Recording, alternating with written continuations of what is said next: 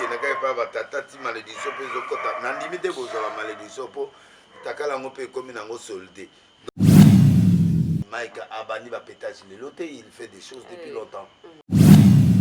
Suspendu à l'église pour ne plus prêcher pendant 2 ans ou 1 an et demi avant d'aller au Nzambe. Va suspendre PGL tatou, va suspendre rien na maman qui en a tout ça là et puis va suspendre rien. Na makambo oyo tozo kawana. Ya moi sur ko ya pe moi côté na moi va passer ba moi ba. Salut chers tous, bienvenue sur votre émission Plateau des Stars, sur votre humble servante, la coquette de la presse, la fille bio, la fille à la taille S. Et voilà, quand nous avons une émission sur Plateau des Stars, star, non seulement artistes, musiciens, comédiens, même en même temps, on a des prophètes, des pasteurs. L'émission elle est là, malgré qu'on a commencé un peu tard, comme déjà Boutou. Bon, le prophète Denis c'est autre qu'on campé, qu'on décortiqué, qu'on levé là un peu.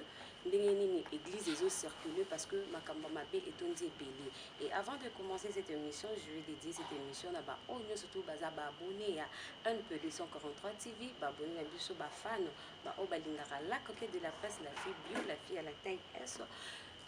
Il y a Maki Makiadi depuis Bruxelles, mon manager privé, Talaka Balobi, manager Nangamoko, et pourquoi pas aussi Arsène Mango depuis Namir et comité qui a vita.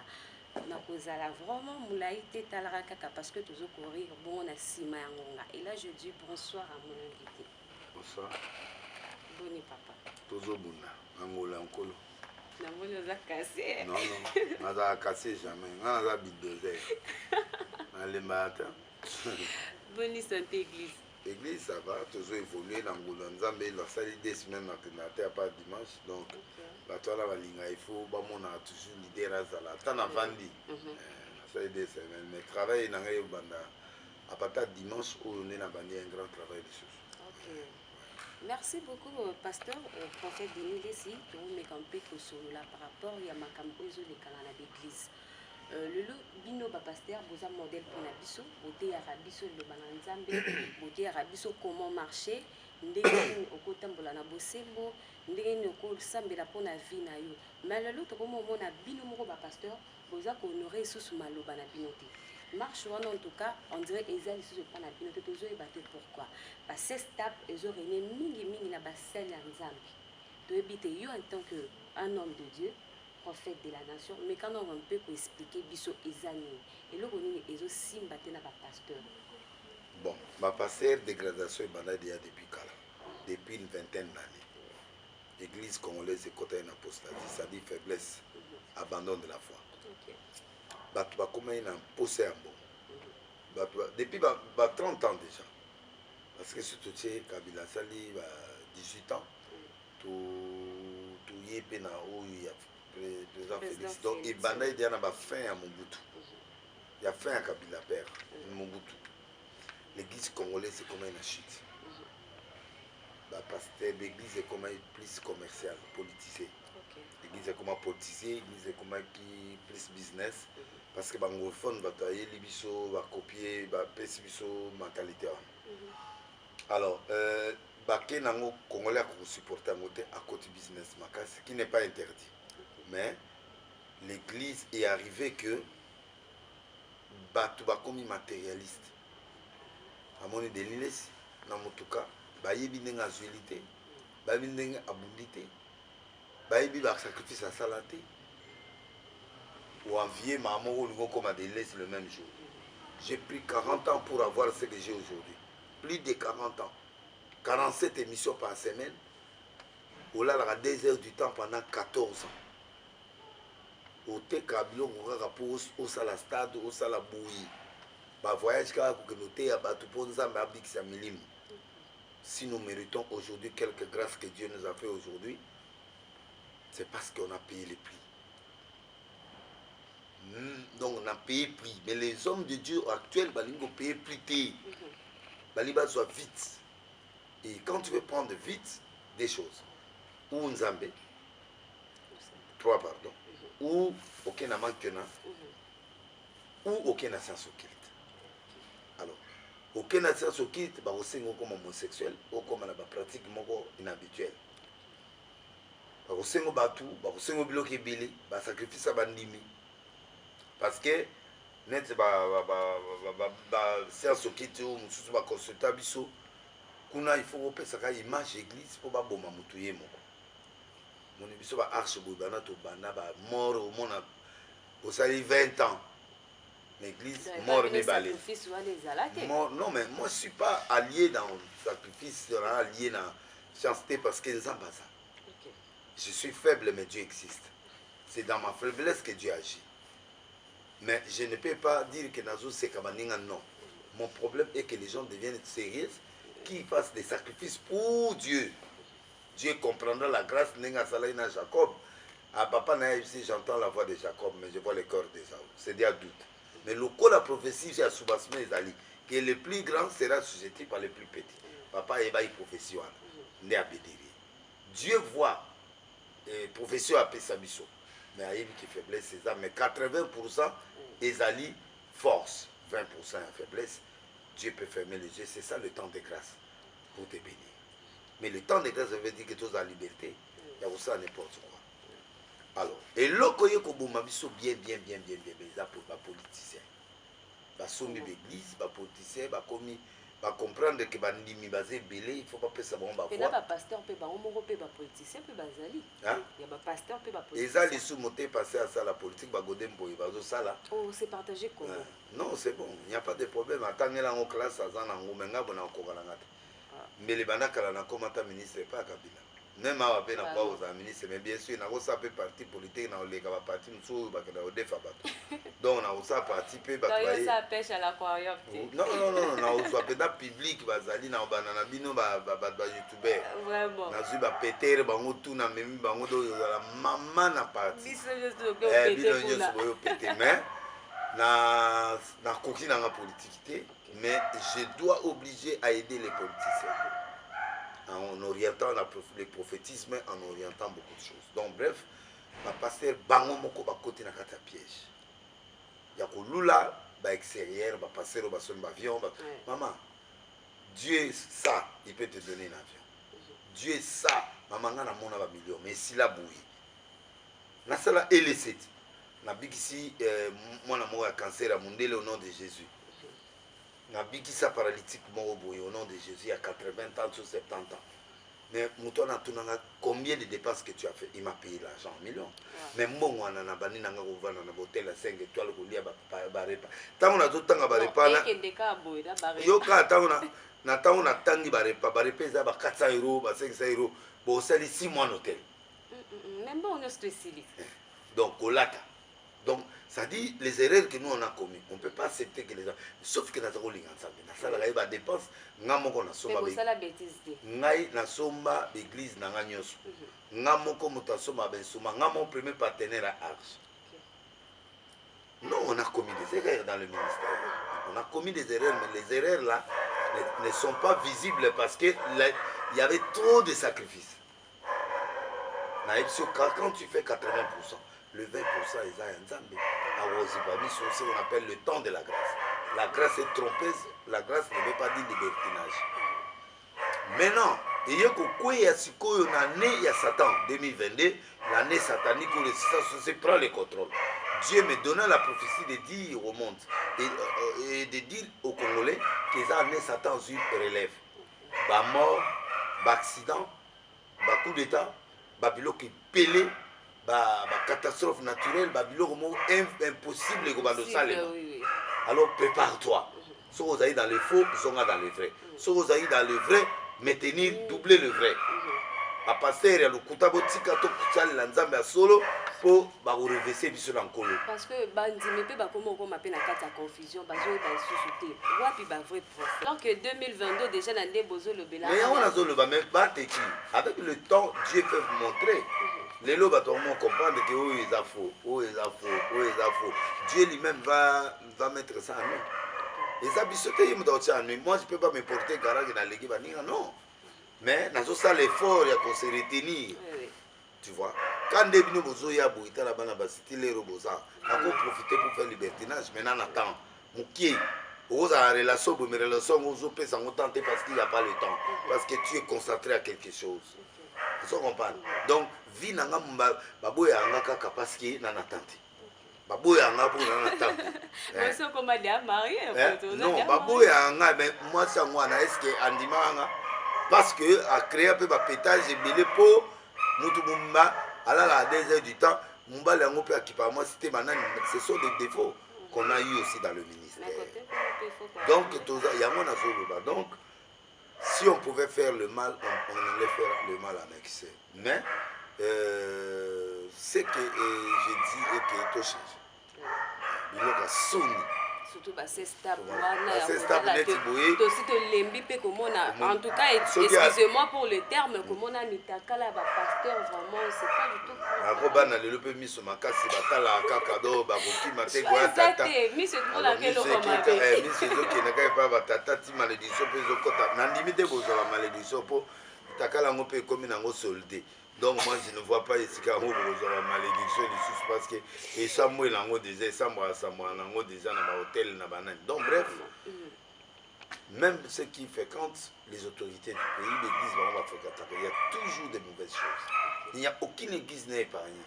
Aucun homme de Dieu n'est épargné dans cette histoire. Il y a maintenant les hommes de Dieu homosexuels au même moment du céphale, à la côté Moussou Azum, moi ça tient en date, côté Moussou, lui il est femme, côté Moussou Yazam Mobali quelque part. Et pas un musicien, et pas un politicien, tout ça est parti. Ils n'ont pas bisoté. Ils n'ont pas un politicien aux hommes, ils n'ont pas un musicien, ils n'ont pas un joueur. En fait, au début que côté un politicien, ils ont quand même côté un musicien, c'est tout à fait normal. Non, c'est normal. T'es côté musicien comme ça la normal, mais pas pasteur, tout ce qui se fait là, c'est pas normal. Même Mboka, il faut. Bamboka aux États-Unis, tu dois démissionner sur la camion. C'est-à-dire qu'il faut tous avoir exemple. Pour n'appeler Mboka, yo, Nini, c'est faux à l'exemplaire. Joueur exemplaire, pasteur exemplaire. C'est vrai, Bisso, bateau toujours même croire à Jésus. Il faut tous avoir plus exemplaire. Mais tout quoi il n'a pas piège. Et quand on a révisé Bisso, c'est un message que Dieu nous envoie pour dire que non, arrêtez. Occupez-vous des pâtés, occupez-vous des spirituels, occupez-vous du politique. On donne que c'est qu'on a pétage. Donc, pétage, pétage, on est de code. Pétage, ça dit que les arrêts sur la terre, mais à ras-le-bol, on a sens, moi, ma vie. Donc, on a sens, on a utilisé mot. Mais, il faut tout ça le faire. Mot qui est en danger. Et surtout que côté Mog est en danger, le président est en danger, le Congo est en danger. Il faut que nous puissions se ressaisir. Bon, merci beaucoup, prophète. Nauti kolanda émission quand la fin du wana, nauti kolanda émission na chaîne Moroboué, moi autant la combo ya chaîne nezate parce que ils a la télé qu'on a aussi la bonne publicité. Nauti koloba que likambo ya frère Mike, pasteur Mike Kalamba balobi que eza likambo o eza associé na politique parce que moto asalaki likambo ngo eza film moko bo ser moko bo bando bimane na kala donc en fait bando bimane na kala de moto atindaki basala eloko wana ba filmer ba droguer parce que balobi que azaki vraiment un esprit na eti azaki droguer côté mususu balobi que non et là basali bongo c'est parce que maman Denise Nyonkero à côté qui na kati ya majab na ebité ceux qui okolo ba kobo ya kala ezala nzoto va passer ezana rien de Mike mutu à force bongo ba que le droguer ndeni c'est pas vrai ça c'est pas vrai les péchés là on doit assumer les péchés là un vrai serviteur assume a justifier te ba dit que justifier pour ba légaliser majab Madjabou, scandale salemi kuna eza piège te. Mobali ya nani wana. Donc eza nango lokuta. Eza lokuta, mobali ya nani wana ye mo asala ba pétage na ye.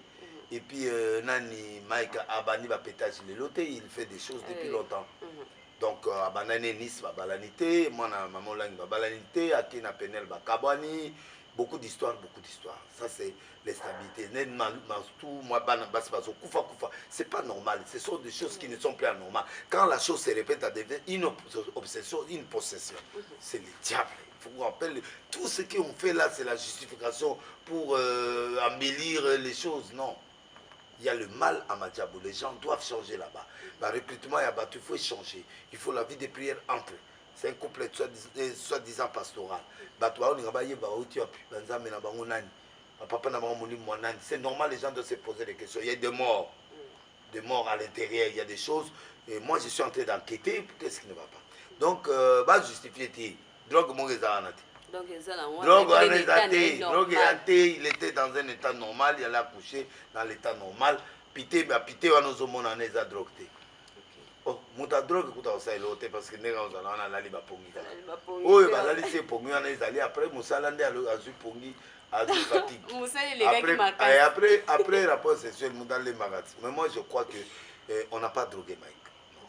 Il a commis une erreur, il a assumé, il doit faire des retraites, il doit chercher Dieu. Donc, on doit le punir, Madjabou doit le révoquer et puis il doit être suspendu à l'église pour ne plus prêcher pendant 2 ans ou 1 an et demi avant d'aller au Nzambe.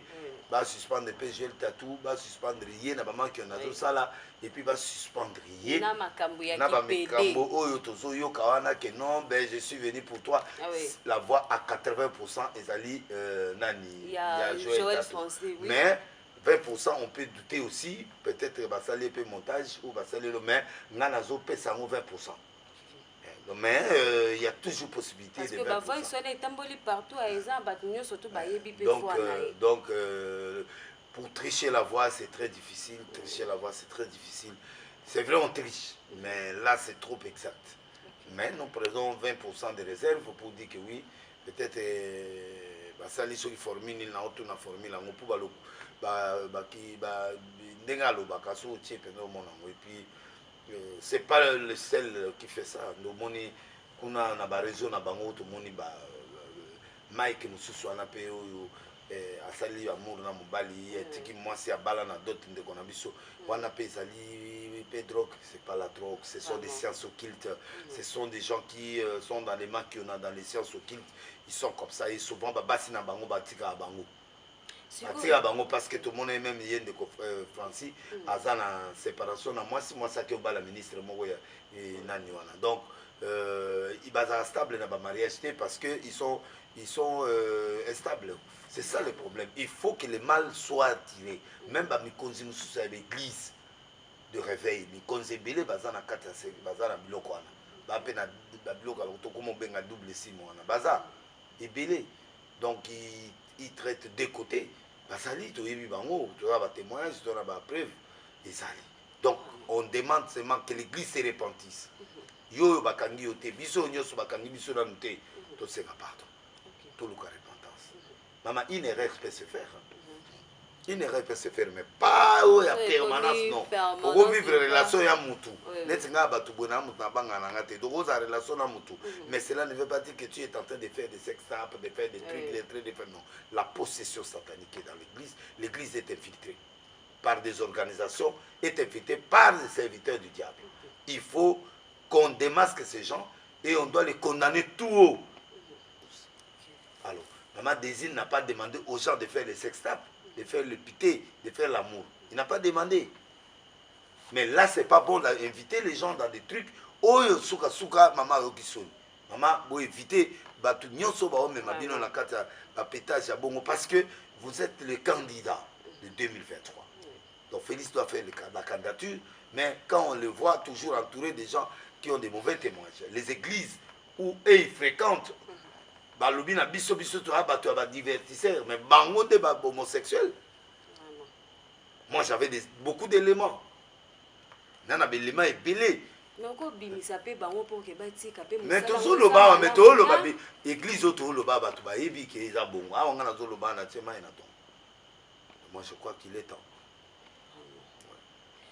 Et là, nous sommes là parce que tous eux ben sous-soutés, surtout au pasteur nani Joël Français azo sala tatou, tous eux baté. Bandim bazo ko tamimi na kata ya confusion bazo ba sous-souté ba vraie prophétie et zo ala sous-souté. Un prophète n'est pas dire que vous avez un problème. Un prophète c'est la parole. Un prophète c'est un prophète n'est pas un charlatan. Un prophète parce que le diable n'est pas ça qu'on a. L'esprit de Python parle. L'esprit de mort prophétise exact aussi. Quelqu'un qui a aussi le don de prophétie parle exact aussi. Quelqu'un qui a la parole de connaissance parle aussi exact. Donc, Paul ayebisaka motu moko boye maman moko aloba chaque jour Paul est invité de Dieu surveiller, il voulait se crédibiliser. Monde loko na webisa papa kelani ke abanda te ko tia bato maboko o pour ba pesi offrande. Non. Même les gens viennent se crédibiliser devant toi pour biso ton dimaka yo to matsa yo pour bato ba kanisa yo. Mais commencez à observer qui vient chez toi. Donc il y a trop d'infiltrés. La faiblesse c'est une autre chose. Mais la possession c'est une autre chose. L'infiltration c'est une autre chose. L'église est infiltrée. Si on ne dénonce pas, ça sera pire que ça. Et le pays ne se développera pas. Le pays se développe par la prière, par le travail. Il faut pas s'obliger, il faut pas s'embêter, il faut pas travailler. Mais là où il n'y a pas la prière vraie, on va prier pour ces gens-là, pour voir quel résultat. L'église va continuer à s'embêter. Tout le monde a un modérateur, il y a un modérateur. Voilà, l'église est toujours comme ça. Ah, la soumoukine est toujours l'église. Et circuit n'y a pas circuit à tendance.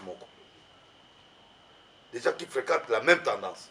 On est en train de conclure qu'il y a des sciences occultes. On est en train de conclure qu'il y a beaucoup de choses. Il y a Moulili. Voilà, donc moi je crois qu'il est temps, mes collègues pasteurs, serviteurs, prophètes, changeons. Vraiment, merci beaucoup, prophète. On doit élever le ton. Okay. Quand on n'élève pas le ton, ça va tuer l'église.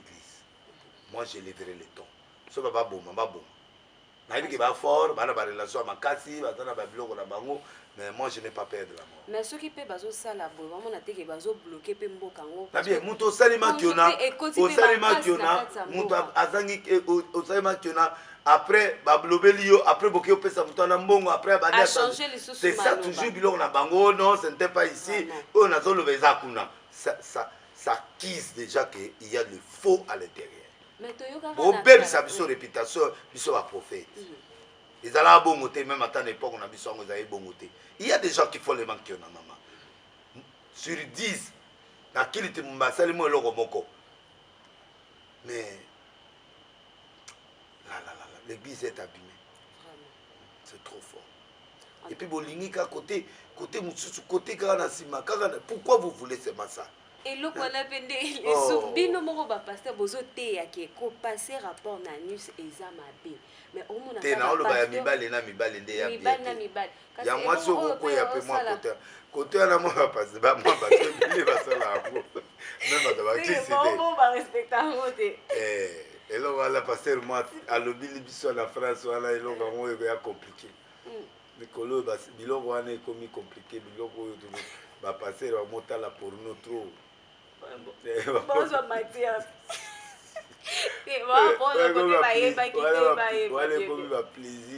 Plaisir à beaucoup.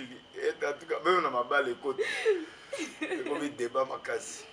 Mais on est souvient quand même que passer rapport à papa.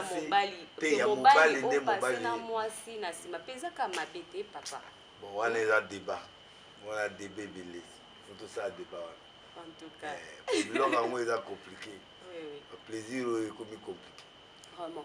Merci beaucoup, prophète. Tu kolandana tongo awa ba député national ba uti ko sala accident ba dindi na mai ndombi. Je ne sais pas. Il est où le pour que ba me camper ko arranger place là parce que pas la place là et la place là et la prophétie. Les années 2022. 2022 prophétie. Donc ezoko ki ça. Pour ici là, il faut na mona mokoza mboka na osengaye quelque chose que nous devons faire. OK. Basa la biso de journée chômée na osenga yango na opé sa procédure nenzamba lobela na pour accorder on balamo 5 chrétiens il va accepter. Le baga ba kolombo kana ba kale nga bo so ba kale mais au moins l'église est témoin. J'ai parlé. L'église est témoin. Na moni président ya mi ba Zakari, na moni président ya mi ba Tubele, na moni pourquoi ya mangate aki na voyage aye to tala. Ayama ba kabundi alesa donc il faut ya manga pe na congolais. Je l'aime. Nandimi et pour moi les passer à pétage.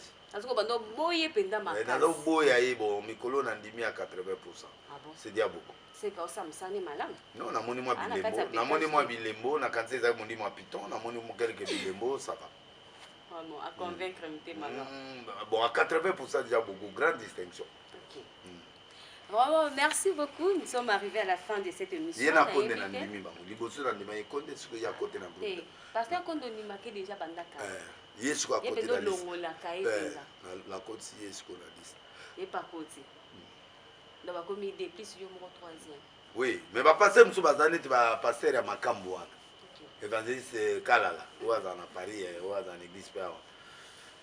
Nandi Makaye P5 à son. À sa bien. Il y a Roger Barabo et la vie. Voilà péter.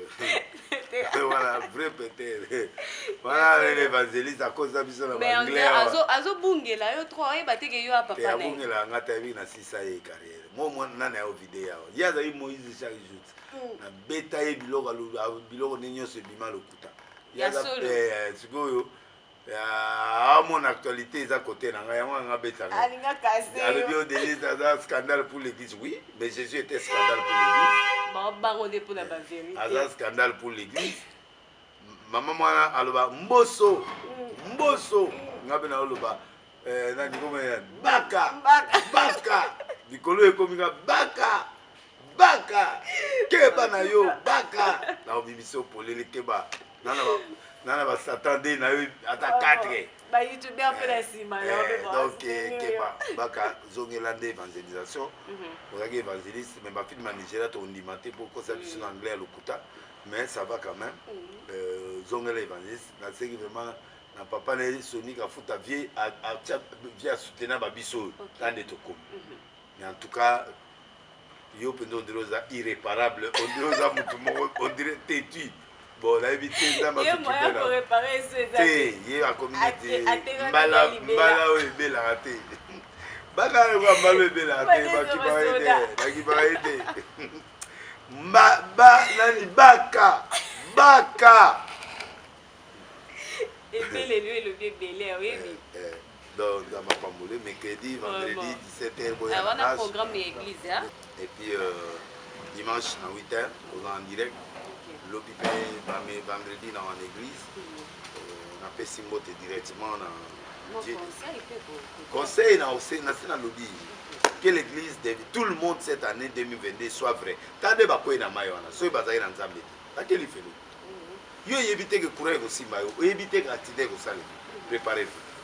Ce sont des messages que Dieu est en train d'envoyer à la population congolaise. Bayoka masakolinde na zo lobaka 2022. Bayoka. Donc voilà, et là on a encore le bas. Merci. Tout ça la série. Tout le monde dans son domaine a commencé. Et sanctions commandées par le gouvernement, on dirait que mon aga dénilé crime spirituel, escroquerie spirituelle, pour protéger Bangoga quand même. Dieu ne protège pas celui qui protège les mains. L'amour parfait bannit la crainte. Donc voilà, et là on a le ban après Simbote na jadi le teta le docteur don de Dieu na Simbote na sur momba le batable maman Denise na Kero Abedachour petena King Lova na pesi Mbote lisusu na Mbutalombi sur momba le batable Kate Loi mère première kuna na mboka ya Londres azo ya to ya mama boko pengme Arthur Nzemene to zela okolo bayoji na pesi mbote lisusu na Louis Baruti na pesi mbote lisusu na ndeko nanga Justin Panzou. C'est bon le bac il y a 2 valises mo. Kasi yo na Arthur Nzemene. Na pesi mbote na ministre Tony Mwaba. Samba Pambolaye na pesi mbote na tête ndai prophète Condé na lela au fort. Na pesi la Ekiti bata pétage ba ebele. Irene Mukabila na yu Mukabila sont beauté na pesi mbote net dorkaso banda valise ya 6 mois ya ngoyo komate Belgique pardon pétage baleke belé pesi vraiment mbote na ba onyoso ala émission yo nzamba denisa pa En tout cas, merci beaucoup. Nous sommes arrivés à la fin de cette émission.